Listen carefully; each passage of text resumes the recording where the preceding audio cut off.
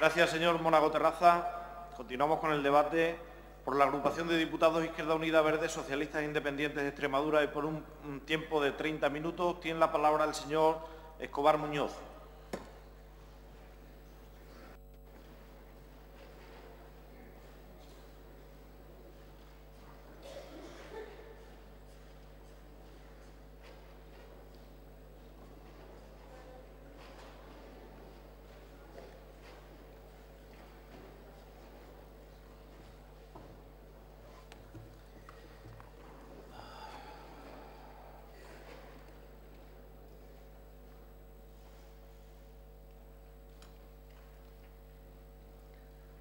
Señor presidente, señoras y señores miembros de esta Cámara, ciudadanos y ciudadanas de Extremadura que nos ven o nos siguen a través de los medios, invitados e invitadas a este acto, queridos familiares, amigos y amigas. El pasado día 22 de mayo, los ciudadanos y ciudadanas de Extremadura decidieron cambiar el mapa político de nuestra región. Tras 4 años de representación bipartidista y con mayoría absoluta, el nuevo marco político producido al día 22 refleja mejor la pluralidad y los nuevos equilibrios de la sociedad extremeña. 3 grupos tienen presencia en la Cámara y ninguno tiene mayoría absoluta. Algo más de 37.000 extremeños y extremeñas decidieron colocar a Víctor Casco, Alejandro Nogales y Pedro Escobar, junto a otros 62 representantes presentes en esta Cámara, para conducir los destinos de nuestra tierra durante los próximos 4 años. La agrupación de diputados de Izquierda Unida, Verdes, SIES es consciente de la responsabilidad que asumimos en la situación actual que atraviesa nuestra comunidad. Somos igualmente conscientes de las difíciles perspectivas que se vislumbran y de la necesidad de buscar solución a los problemas que tenemos planteados, algunos desde hace mucho tiempo y otros de más reciente aparición, fruto de las crisis que golpean a los extremeños y extremeñas. Señorías, hablo en plural de las crisis porque como una tormenta perfecta realmente están confluyendo en el tiempo y en el espacio varias crisis. La crisis económica, para cuya visualización basta una cifra de ámbito estatal, 4,5 millones de parados, de los cuales casi 120.000 son extremeños y extremeñas. Y esta crisis económica, insisto, como madre de todas las crisis, ha provocado la crisis financiera, la crisis política, la crisis medioambiental y una crisis de valores. La crisis, pues, globalmente considerada, escrita con mayúsculas, como un fenómeno poliédrico que atraviesa toda la sociedad en sentido vertical y en sentido horizontal, está creando cierta sensación colectiva de incertidumbre y desesperanza, a la vez que empiezan a aflorar nuevos movimientos sociales y ciudadanos que cuestionan el actual estado de cosas, tanto económico como político como social. Para no caer en la esquizofrenia política que estamos viendo que aqueja a los dirigentes del Fondo Monetario Internacional o de la Unión Europea, que insisten pertinazmente en las mismas políticas que nos han puesto al borde del abismo, para no caer en esa esquizofrenia política, debemos identificar el origen de la crisis en la aplicación feroz de los principios neoliberales que debilitan el papel de los Estados como garantes del bienestar colectivo, que abandonan las palancas de la economía, de la ciencia, de la inversión, en definitiva, las palancas de las que depende el bienestar de todos en manos del dios mercado y de sus sacerdotes, la gran banca, los especuladores financieros y las agencias de valoración. Hay quien opina que en Extremadura se notan menos los efectos de la crisis, que es una forma optimista de ver las cosas, porque también hay quien opina que Extremadura lleva muchas décadas en crisis. Por algo somos una tierra de hombres sin tierra y somos una tierra de migración. Más allá de quien quiera ver la botella medio llena o medio vacía, de quien quiera valorar especialmente los cambios habidos en Extremadura en los últimos 30 años, como el milagro extremeño, o quien quiera tomar la referencia comparativa con el resto de comunidades, hoy por hoy Extremadura tiene una serie de condicionantes que son objetivamente indiscutibles. Tenemos las 2 provincias más grandes de España, exactamente el 8,2% del territorio, reuniendo una superficie que es superior a la de un buen número de países europeos. Sin embargo, la población extremeña apenas llega al 2,4% del total del Estado.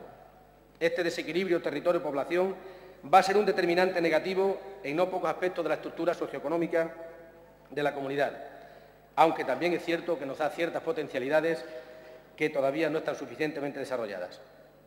Todavía arrastramos en Extremadura el hecho histórico de que las sucesivas revoluciones industriales, la del carbón, la del petróleo, la de la electricidad, ya veremos con la revolución de las nuevas tecnologías, pasaran de largo y no dejaran en nuestra tierra una sociedad industrial y emprendedora.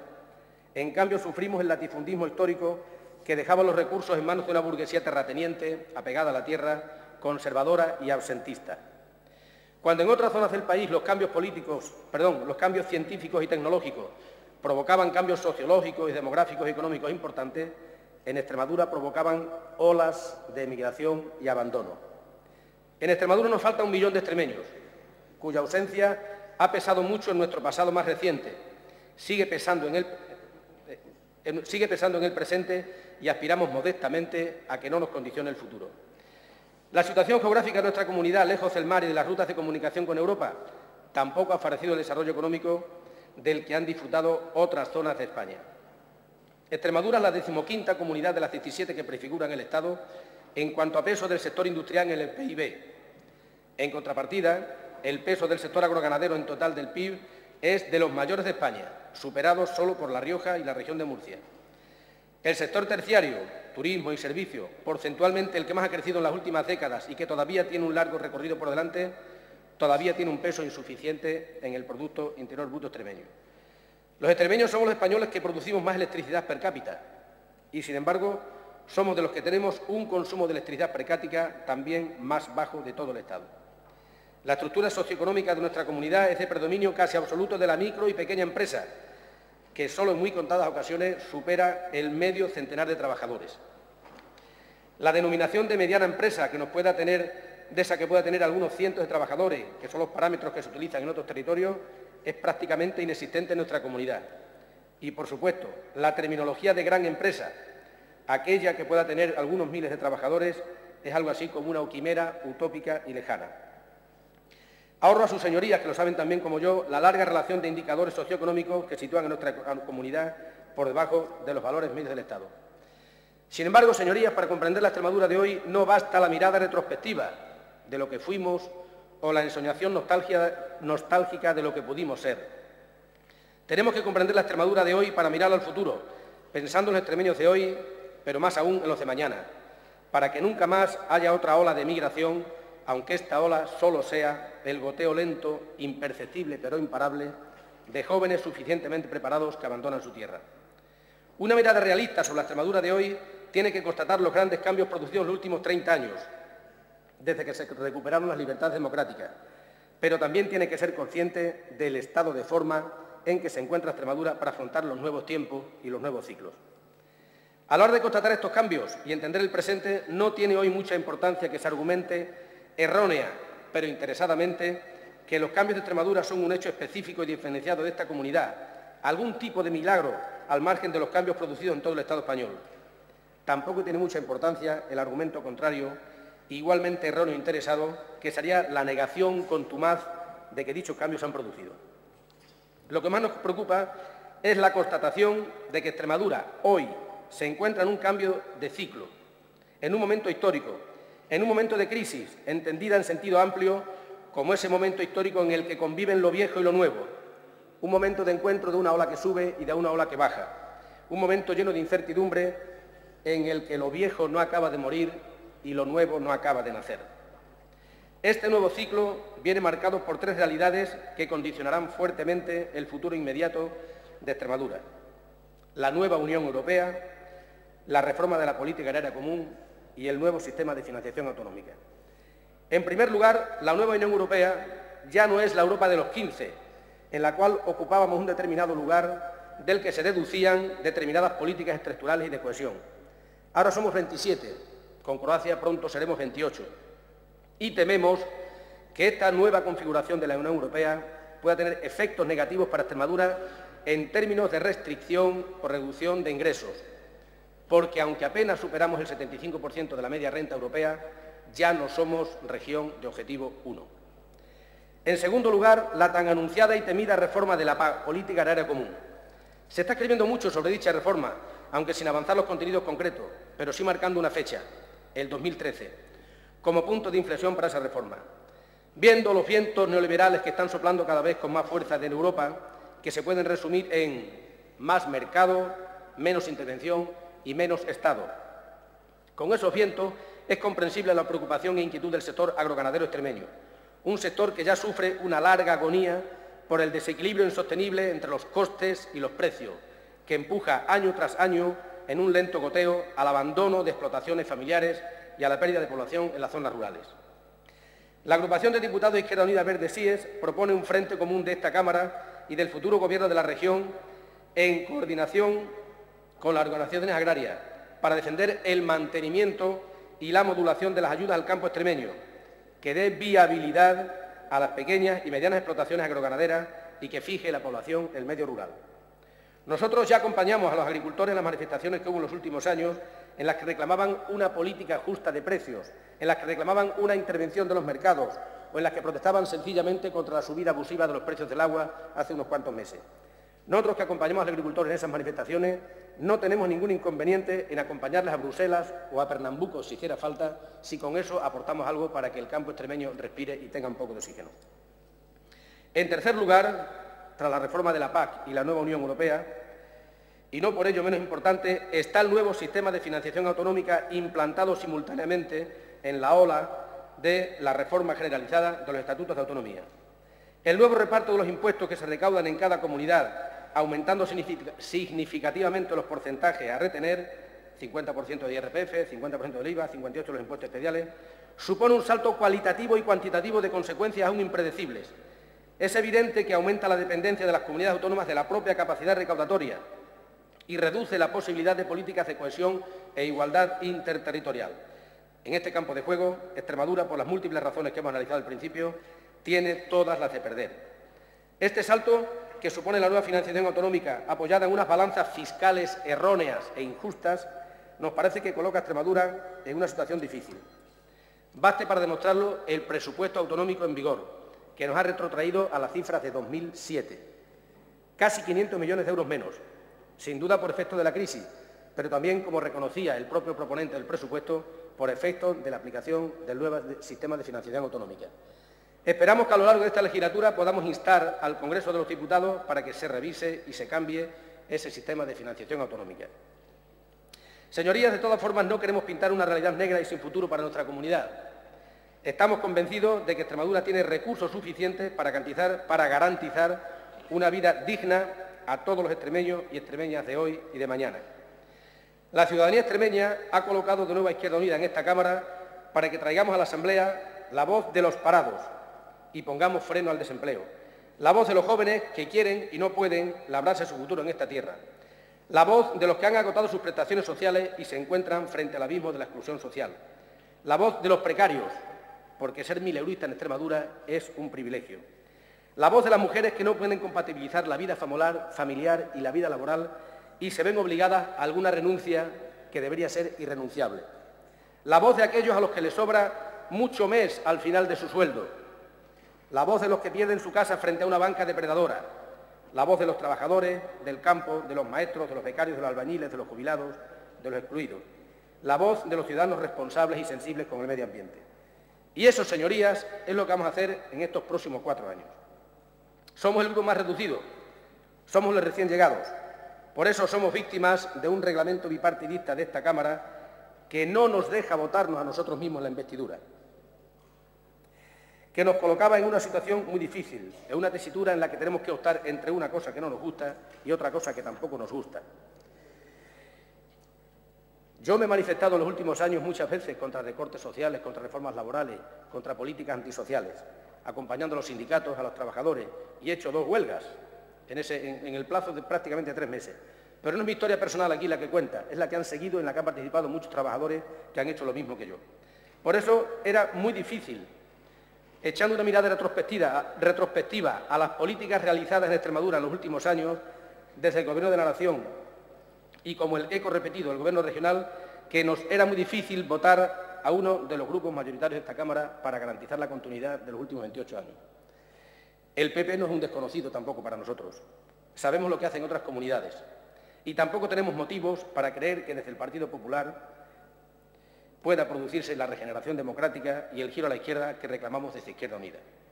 Por estos motivos no podemos apoyar a ninguno de los dos. No nos queda más opción que abstenernos en la votación de investidura. Señor Monago, no le damos nada. Nuestra abstención no es un cheque en blanco. No renunciamos a ninguna de nuestras propuestas, aunque seamos el grupo minoritario de esta Cámara. Sin embargo, haremos una oposición exigente, firme y responsable cuando los intereses de los extremeños así nos parezca que lo requieren.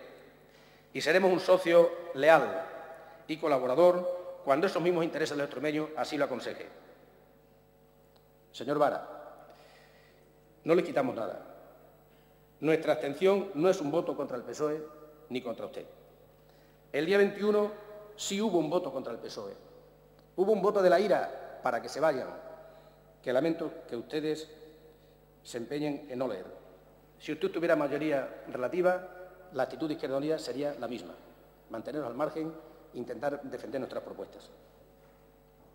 El pacto político y social de reformas para Extremadura es un buen ejemplo de ese espíritu como medio y como meta, y tiene que servirnos de referente para la legislatura que ahora se inicia.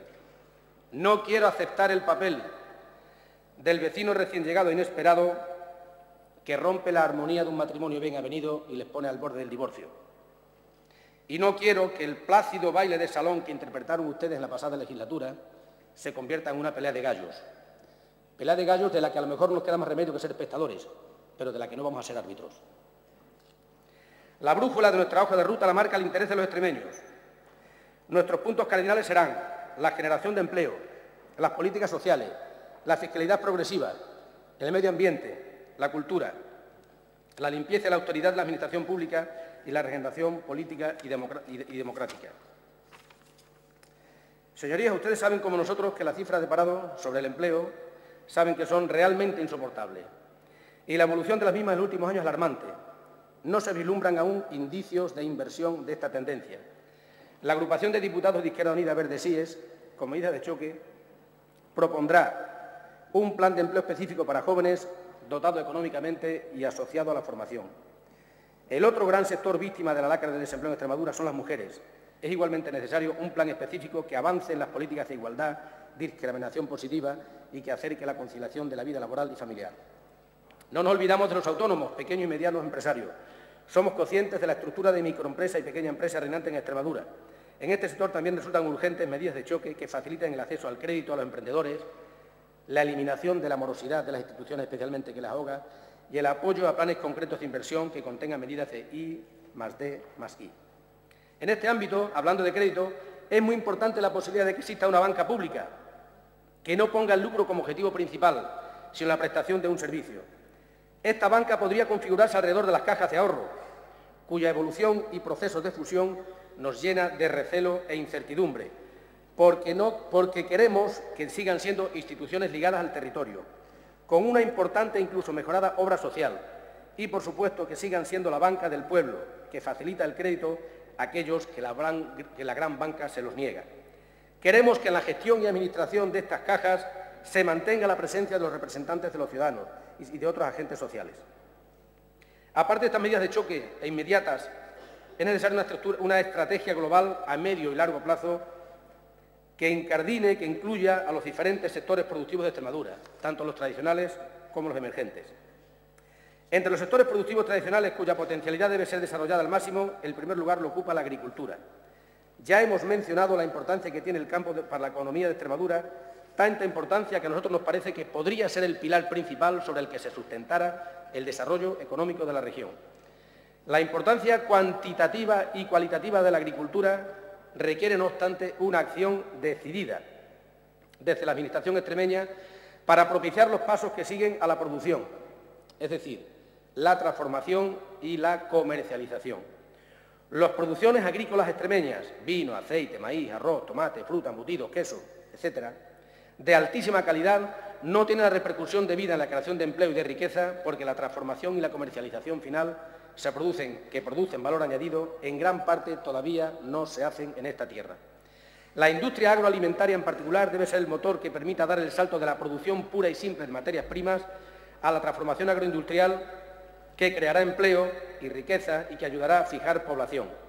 Desde el Gobierno extremeño, como primer agente de bienestar colectivo, se promoverán los impulsos institucionales, fiscales y crediticios necesarios para ayudar al sector agroindustrial asociado al cooperativismo agrícola, que frena la sangría lenta del abandono de la actividad de pequeños y medianos agricultores. la agrupación de diputados de Izquierda Unida Verde promoverá iniciativas en este campo o apoyará igualmente iniciativas similares, vengan de la bancada que vengan. Entre los sectores emergentes priorizaríamos la economía verde como yacimiento de empleo a desarrollar, con especial incidencia en las zonas rurales para alcanzar un mix energético equilibrado, seguro y sostenible, en el que las energías renovables incrementen significativamente su peso y generen empleo. El desarrollo de la economía verde es incompatible con determinadas apuestas empresariales en el campo de las energías fósiles, claramente en retroceso, y por ello no deberían recibir ni un euro público ni su permiso de instalación. Tampoco la economía verde es compatible con el alargamiento de la vida de las centrales nucleares, que ya tenían un calendario gradual de cierre y que vamos a exigir que se cumpla en las instalaciones que están ubicadas en Extremadura. Pero, señorías, mientras se ponen en marcha los grandes ejes que podían cambiar el futuro y el modelo productivo de Extremadura, hay otras necesidades más perentorias que, como respuesta inmediata, necesitan miles de extremeños que se encuentran en el pozo de desempleo y ven cómo a poco se les agotan las prestaciones que les permitían la subsistencia y se acercan dramáticamente a la línea negra de la exclusión social.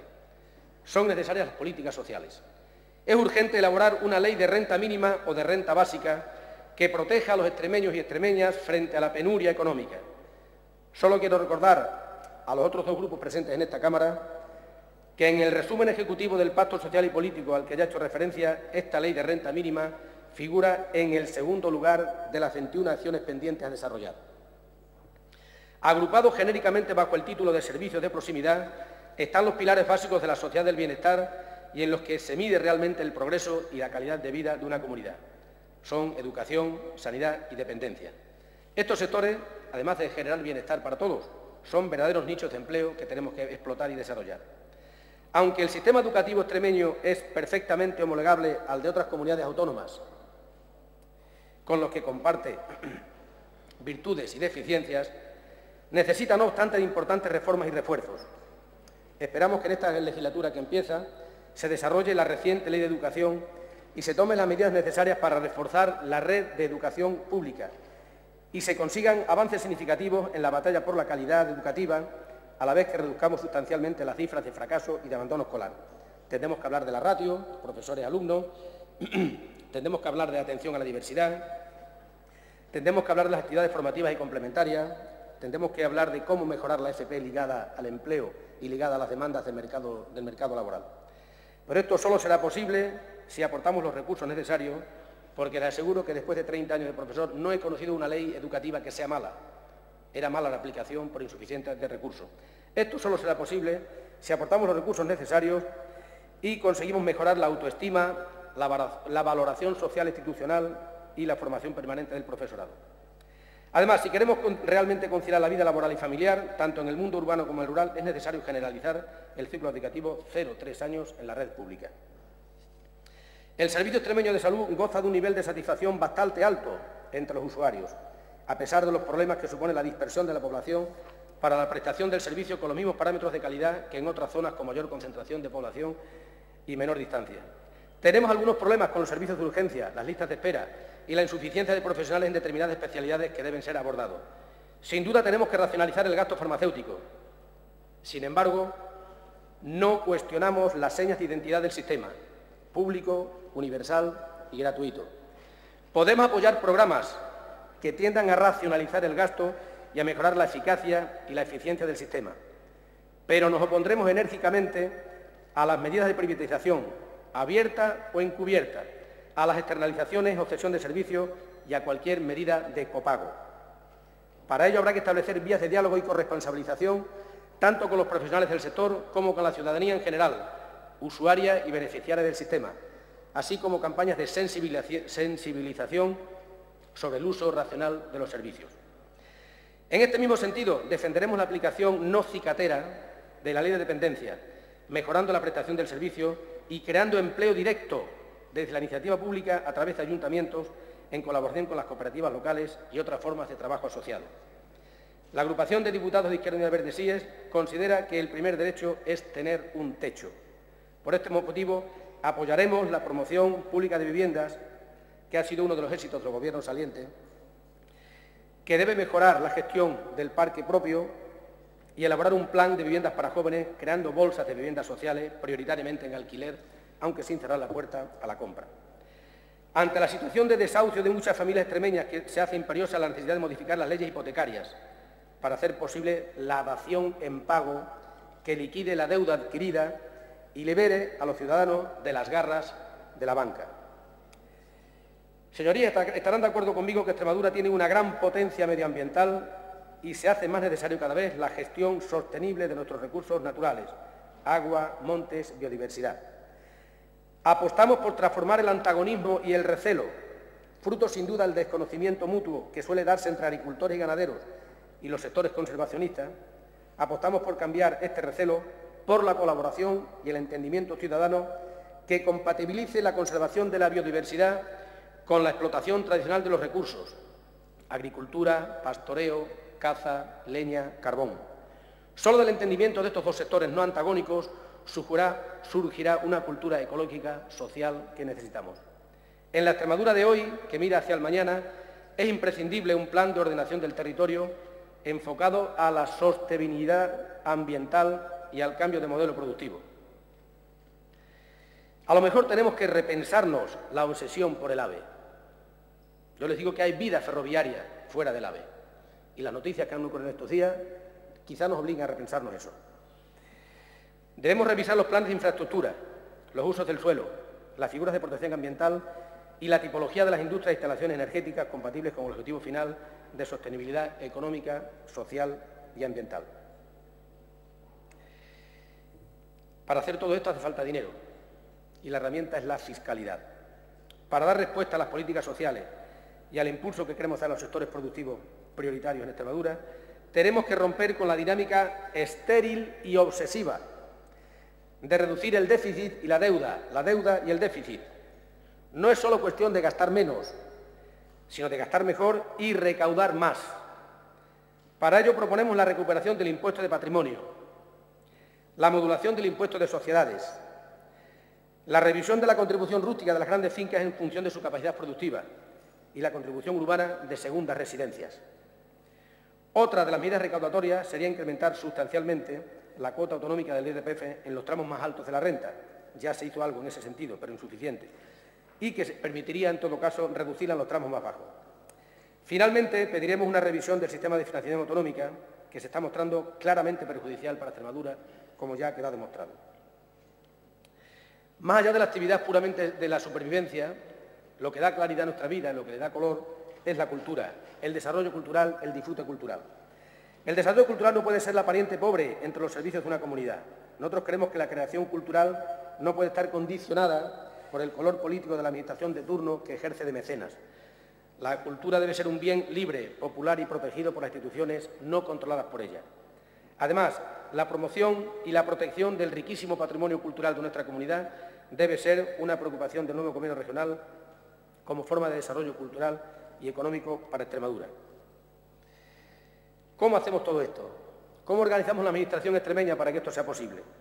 No compartimos la idea errónea, infundada y generalizada de que en Extremadura sobran funcionarios. Nuestra idiosincrasia, con las dos provincias más grandes de España y una densidad de población de las más bajas del país, hacen imprescindible una estructura pública administrativa que garantice la prestación de servicios en plano de igualdad con otros territorios más poblados. No obstante, sabemos que la Administración debe hacerse más transparente, eficaz y eficiente, y regirse constantemente por los principios de austeridad.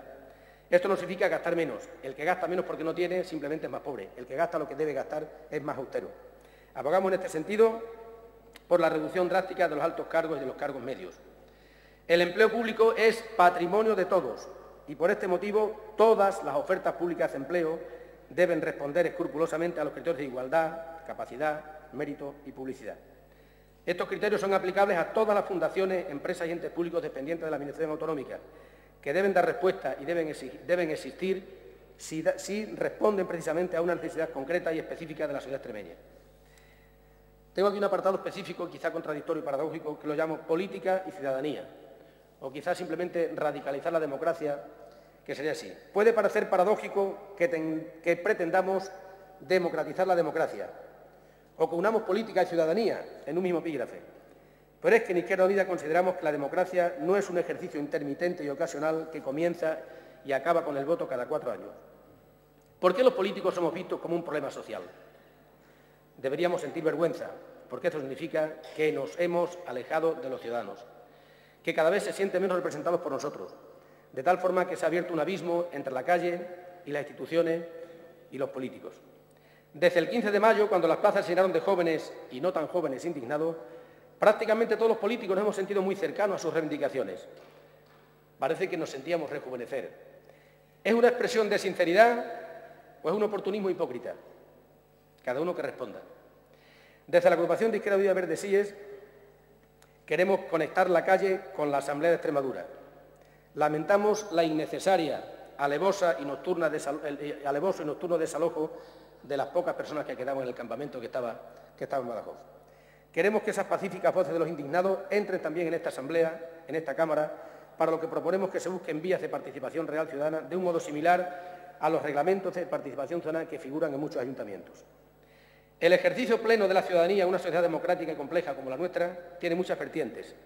En el ejercicio de nuestras libertades somos consumidores, clientes, usuarios, beneficiarios de derechos y en muchas ocasiones no somos más que un pequeño ente frente a grandes corporaciones, empresas, bancos, compañías de seguro, ante los que estamos con frecuencia indefensos. Desde la Administración Pública se hace necesario articular medidas de apoyo y protección ante los posibles, y no tan posibles, sino reales, abusos, estafas y atropellos que sufren con frecuencia los pequeños ahorradores y los inversores no profesionales. Es necesaria esa medida de protección para garantizar los derechos de muchos extremeños y extremeñas. La sociedad lo demanda en las calles e Izquierda Unida viene reclamándolo desde hace mucho tiempo. Las instituciones y los órganos de representación, como esta Cámara, deben reflejar fielmente la composición plural de la sociedad. Por eso es urgente un cambio en la ley electoral que rebaje el tope necesario de votos para tener representación en esta Cámara. No más allá de la ratio matemática que resulte dividir el número de votos emitidos por el diputado a elegir. Esta propuesta no es una propuesta egoísta pensada solo para Izquierda Unida, aunque naturalmente nos beneficia, sino que esto aseguraría que la Asamblea de Extremadura sea cosa de todos los extremeños y extremeñas, tanto de los que optan por los partidos mayoritarios como de los que optan por los partidos minoritarios. Igualmente creemos que es necesario reducir el número de firmas necesarios para presentar una iniciativa legislativa popular, que en este momento, con el 5% del censo, la hace prácticamente inviable. Si un diputado de esta Cámara necesita 9.600, 9.700 votos para estar sentado en cualquiera de los escaños y presentar todas las iniciativas legislativas que estime oportunas, no deberían ser necesarias muchas más firmas para que un número equivalente de ciudadanos pudiera presentar una iniciativa en esta Cámara. Igual que los ciudadanos pueden hacer política, los políticos no dejamos de ser ciudadanos, ni cuando ostentamos cargos públicos, ni cuando los dejamos. Por eso nos parece necesario revisar las funciones de la oficina y el estatuto del expresidente. Vaya terminando, señoría. Enseguida acabo, señor presidente. ¿Se ha hecho una evaluación de la utilidad y la necesidad de esa oficina? ¿Es necesario mantener esa figura y ese estatus con las actuales prerrogativas? Modestamente creemos que no, y debe ser revisado y derogado, sin que ello suponga un menoscabo del respeto debido y del reconocimiento de la función desempeñada por los expresidentes de esta comunidad. Queridos colegas parlamentarios, muchas gracias por la atención prestada. Estamos acostumbrados a ver en otras cámaras de representación, en el Parlamento del Estado, cómo las bancadas mayoritarias se quedan vacías cuando los portavoces minoritarios tomamos la palabra. Lo tomo como un gesto de respeto y os expreso mi agradecimiento más profundo. Este es el resumen de la acción política que desarrollará la agrupación de diputados de Izquierda Unida Verde Sí en esta legislatura. No hay cláusulas ocultas ni letra pequeña. Estoy seguro de que en los próximos 4 años coincidiremos en muchas de estas propuestas y en otras, sin duda, que presentaréis vosotros.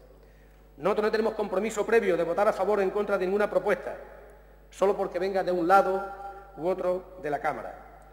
Solo nos compromete el contenido de esas propuestas. No miraremos la etiqueta, miraremos el contenido. Todos los aquí presentes compartimos la preocupación por el futuro de Extremadura. Me pongo con vosotros en un plano de igualdad. Y el deseo de resolver los problemas que nos acucian. Estoy seguro de que todos queremos contribuir al cambio político y social de nuestra región y, por lo tanto, actuaremos con responsabilidad, con la responsabilidad que requiere la confianza que los ciudadanos nos han dado. Desde aquí me dirijo no solamente a los compañeros y compañeras diputados presentes en esta Cámara, sino a los extremeños que nos ven y que nos siguen desde sus casas, a los que ruego que nos hagan llegar sus propuestas, sus sugerencias. No basta con tener buena intención, que la tenemos, yo que estoy aquí y todos los que están en el hemiciclo. Tenemos que acertar en las respuestas que damos. Y no os vamos a pedir solamente el voto cada 4 años. Queremos tener vuestra opinión y vuestra voz todos los días. Eso es todo. Muchas gracias a todos y a todas. Muchas gracias, señor Escobar Muñoz. Tiene la palabra el señor Monago Terraza.